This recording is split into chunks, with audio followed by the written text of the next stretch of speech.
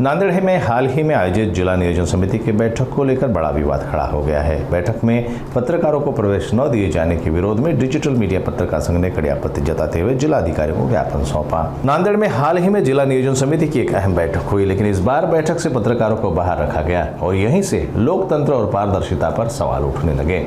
Digital media पत्रकार संघ ने इस फैसले का तीखा विरोध किया है। संघ ने जिला नियोजन समिति के सचिव और जिलाधिकारी को ज्ञापन सौंपते हुए इसका जवाब मांगा है।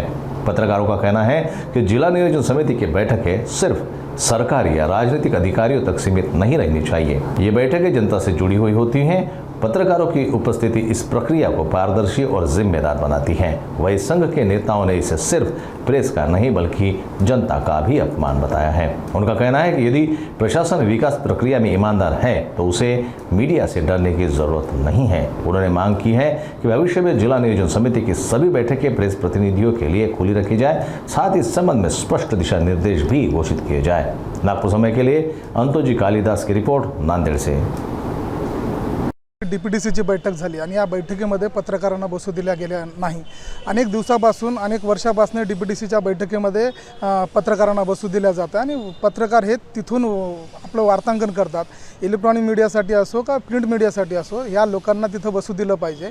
नेमका नांदेड जिल्ह्याचा विकास कोणत्या पद्धतीने होतोय आणि कोणते मुद्दे त्या ठिकाणी मांडले जात आहेत हे लोकांपर्यंत पोहोचण्यासाठी माध्यमांच्या प्रतिनिधींना तिथं बसू दिलं पाहिजे, अशी आमच्या संघटनेची मागणी होती। आणि एकूणच पाहता त्या ठिकाणी जे आपण जर पाहिलात तर लोकसभेमध्ये असेल त्याच ठिकाणी सुद्धा लाईव्ह होतं, विधान भवनामध्ये सुद्धा हे लाईव्ह होतं।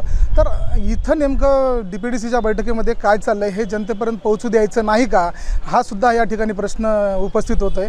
आणि डीपीडीसीच्या बैठकीला पत्रकारांना प्रतिनिधींना बसू द्यावं अशी मागणी आम्ही जिल्हाधिकाऱ्यांना पण केलेली आहे। येत्या काळामध्ये पालकमंत्र्याला पण करणार आहोत आणि तसेच आपल्या राज्याचे मुख्यमंत्री यांच्याकडे सुद्धा आम्ही मागणी करणार आहोत की डीपीडीसीच्या बैठकीला बसू दिलं पाहिजे। आणखी एक मुद्दा महत्त्वाचा म्हणजे की डीपीडीसीच्या बैठकीला जे आमचे पोलीस बांधव या ठिकाणी बंदोबस्तासाठी येतात, त्या ठिकाणी तिथल्या कॅन्टीनवाल्यांनी त्यांना पाणीसुद्धा त्यांच्या हातातून हिसकाटून घेतलं आहे, हा सुद्धा मुद्दा निषेधार्ह आहे। आणि एकूणच पाहता येत्या काळामध्ये आम्ही आता निवेदन दिलेलं आहे, त्या काळामध्ये आम्हाला याचा सकारात्मक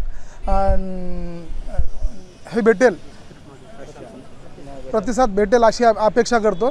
आणि येत्या काळामध्ये डिजिटल मीडिया संपादक पत्रकार संघटनेच्या वतीनं असे समाज उपयोगी जे विषय आहेत ते उचलले जातील।